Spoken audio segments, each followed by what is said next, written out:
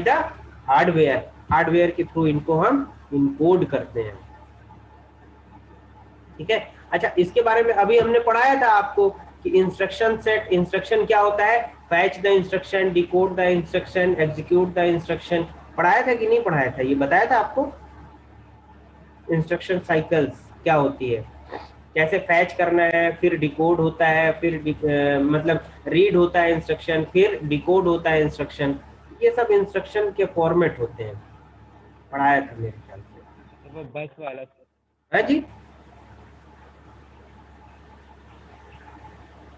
जी, yes sir. Sir वो कोई बस से बताया था सर, बस वाला।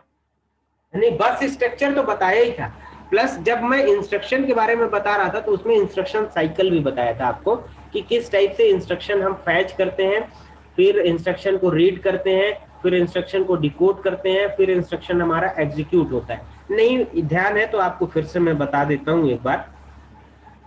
होता क्या है कि इंस्ट्रक्शन में हमारा जो इंस्ट्रक्शन होता है वो दो पार्ट में डिवाइड होता है। ठीक है, one is the op code,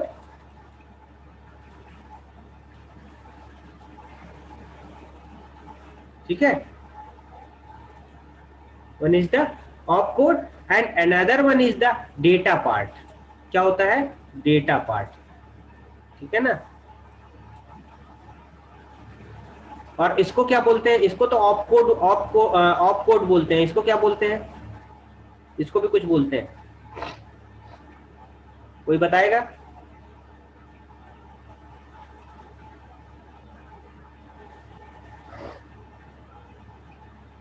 trace करना। नहीं यार, दो पार्ट होते हैं, एक ऑप कोड और एक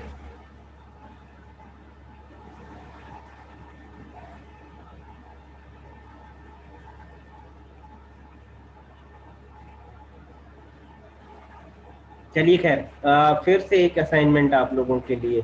ठीक है, एक तो अभी मिल गया कंपाइलर और इंटरप्रेटर में डिफरेंस, और दूसरा एक ऑप कोड होता है और एक और कौन सा होता है। ठीक है ना, मैंने पढ़ाया है आपको, पुरानी स्लाइड आप पलटेंगे तो आपको उसमें दिख जाएगा। ठीक है ना, कंप्यूटर के टर्म में हम इसको क्या बोलते हैं। ठीक है, तो चलिए यहाँ पर डेटा या एड्रेस पार्ट होता है, डेटा पार्ट या एड्रेस पार्ट होता है, इसको ऑप कोड या और क्या बोलते हैं ये आप मुझे कल बताइएगा, कल आपसे पूछेंगे। तो एड्रेस या डेटा पार्ट होता है। तो अब एड्रेस या डेटा पार्ट, तो सपोज दैट हमारे पास मान लीजिए कि एक टेबल बनी हुई है, उस टेबल में हमने हमारे पास प्लस है, माइनस है, मल्टीप्लिकेशन है, डिवीजन है, मॉडुलस ऑपरेशन परफॉर्म करना है, इन सभी को हम किसी न किसी कोड के थ्रू रिप्रेजेंट करते हैं। ठीक है ना, तो सपोज दैट हम जो है ना 001 में एडिशन परफॉर्म करना चाहते हैं, 010 मीन्स 2 में सब्सट्रैक्शन परफॉर्म करना चाहते हैं। ठीक है, एंड देन मल्टीप्लिकेशन हम 0113 जब कोड आए तो हम मल्टीप्लिकेशन परफॉर्म करना चाहते हैं, 4 कोड आए तो हम क्या परफॉर्म करना चाहते हैं, डिवीजन परफॉर्म कर लेंगे। और जब 5 कोड आता है हमारा तो हम कोई दूसरा ऑपरेशन, इस टाइप से हम ऑपरेशन परफॉर्म कर लेते हैं। तो सपोज दैट हमारे पास कोई इंस्ट्रक्शन जब हम फैच करते हैं तो फैच करने के बाद उस इंस्ट्रक्शन को डिकोड किया जाता है। क्या किया जाता है, डिकोड द इंस्ट्रक्शन। ठीक है ना, fetch the instruction, then decode the instruction और द रीड द इंस्ट्रक्शन। तो जब इंस्ट्रक्शन सेट को हम रीड करते हैं तो किस टाइप से रीड करते हैं, हमारे पास ऐसा नहीं रहता है कि ऑप कोड और ये, तो वो फिक्स रहता है कि 4 बिट जो है ना, फर्स्ट 4 बिट हम मान लेंगे कि किसके लिए है, ऑपरेशन कोड के लिए, या 3 बिट। तो अगर यहाँ पर लिखा हुआ है मान लीजिए कि 11, ठीक है, और यहाँ पर डेटा लिखा हुआ है कुछ 00101, ठीक है, तो जब हम इंस्ट्रक्शन फैच करेंगे तो फर्स्ट 3 बिट जैसे ही रीड करेंगे तो हमें पता चल जाएगा कि ऑपरेशन क्या परफॉर्म करना है। तो जैसे ही हमने 3 बिट रीड करिए तो ऑपरेशन पता चल गया। अब अगला बिट जब भी हम रीड करेंगे, नेक्स्ट बिट, तो नेक्स्ट बिट हम रीड करते जाएंगे, ये भी फिक्स्ड होती हैं। ठीक है ना, कि ये 4 बिट का है और ये 6 बिट का है या ये 5 बिट का है, ये डिपेंड करता है हमारे ऑपरेटिंग सिस्टम पे। ठीक है, ये 5 बिट का है, ये 18 बिट का है, तो that depends on operating system. Okay. So suppose that 5 bit है, तो फर्स्ट 5 बिट रीड करेगा तो उसको पता चल जाएगा कि क्या ऑपरेशन परफॉर्म करना है, एंड नेक्स्ट 18 बिट रीड करेगा तो उसे पता चल जाएगा कि on what data we can perform this operation, किस डेटा पे हमें ऑपरेशन परफॉर्म करना है। ठीक है, या तो यहाँ पर डायरेक्ट डेटा होगा या एड्रेस होगा। एड्रेस होगा किसका, डेटा का, कि हमारा डेटा मेमोरी में कहाँ रखा है, उसको लेके आके और हमें ऑपरेशन परफॉर्म करना है। ठीक है, so these all are the operation. ठीक है, फर्स्ट क्या करना है, फैच द इंस्ट्रक्शन, इंस्ट्रक्शन को फैच करना है। क्यों, क्योंकि हमारा जो प्रोग्राम काउंटर होता है वो बताता है कि कौन सा नेक्स्ट इंस्ट्रक्शन एग्जीक्यूट होने वाला है, इसके बारे में भी अपन चर्चा कर चुके हैं।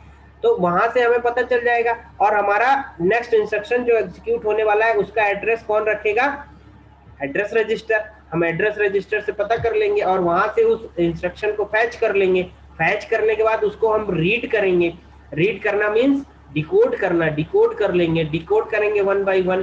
तो जैसे जैसे हम डिकोड करते जाएंगे वैसे हमें पता चल जाएगा कि ऑपरेशन क्या परफॉर्म करना है। तो जैसे ही फर्स्ट 5 बिट को हमने रीड किया तो एडिशन, तो हमने एक सिग्नल किसको पास कर दिया, एडिशन वाली सर्किट को, कि भैया एडिशन को एक्टिव कर दो, एडिशन आ रहा है आपके पास। अब एडिशन किन नंबर्स में परफॉर्म करना है उसका एड्रेस दिया हुआ है, तो वो एड्रेस दिया हुआ है, उस एड्रेस पे चले गए और उस एड्रेस से हम वहां से डेटा फैच करके कहाँ लेके आके रख रहे हैं, डेटा रजिस्टर में है। अब डेटा रजिस्टर में रखेंगे और हमें जो ऑपरेशन परफॉर्म करना होगा वो ऑपरेशन परफॉर्म कर लेंगे। क्लियर? ठीक है, तो ये हमारी इंस्ट्रक्शन साइकिल होती हैं। ठीक है, चलिए ये तो बीच में आपका थोड़ा सा वो हो गया। अब देखते हैं यहाँ पर लैंग्वेजेस भी हमारी जो होती हैं, लैंग्वेज हर एक जैसे ए हो गया, बी हो गया, कैपिटल ए हो गया, स्मॉल बी, स्मॉल ए हो गया। तो how the computer differentiate small A and capital A, क्योंकि दोनों के कोड होंगे और दोनों के कोड डिफरेंट होंगे। कैपिटल ए का कोड डिफरेंट होगा और स्मॉल ए का कोड डिफरेंट होगा, जिसको हम आस्की कोड या आस्की वैल्यू बोलते हैं। ठीक है, अब देखिए लेवल्स या जनरेशन ऑफ प्रोग्रामिंग लैंग्वेज।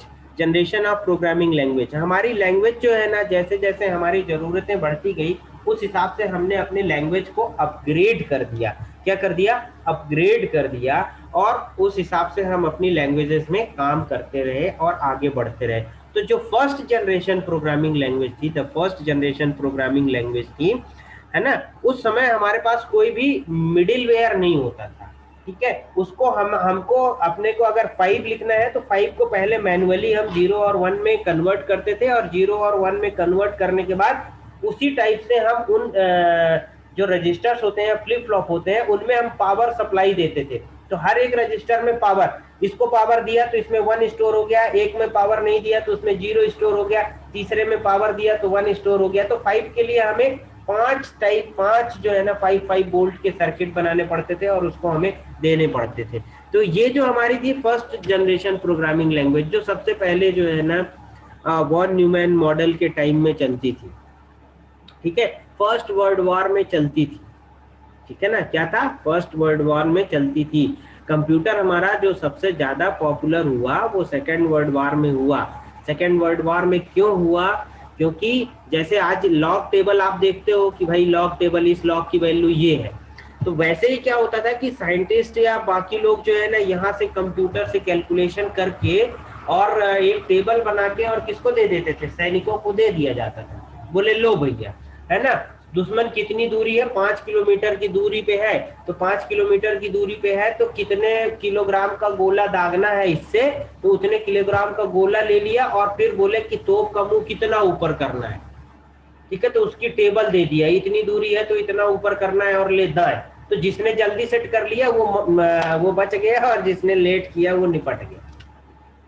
ठीक है, तो क्योंकि नॉर्मल लोग ये नहीं कर पाते थे भाई, बाइनरी, पहले उनको बाइनरी समझाओ फिर वो कैलकुलेशन करेगा 5 को या इनको सबको चेंज करेगा। तो फर्स्ट जनरेशन लैंग्वेज जो थी वो मशीन लैंग्वेज थी, जिसमें हम कम्युनिकेट डायरेक्ट किसके थ्रू करते थे, पावर के थ्रू, 0 या 1 के through. It means the +5 volt, -5 volt, या पहले तो ज्यादा वोल्ट लगता था यार, पहले जो है ना +5 वोल्ट का कॉन्सेप्ट ही नहीं था, 240 वोल्ट क्योंकि पहले जो है ना वैक्यूम ट्यूब में काम करते थे, और वैक्यूम ट्यूब जो है ना, एक वैक्यूम ट्यूब 240 वोल्ट लेती थी, तो कई सारे वैक्यूम ट्यूब के कॉम्बिनेशन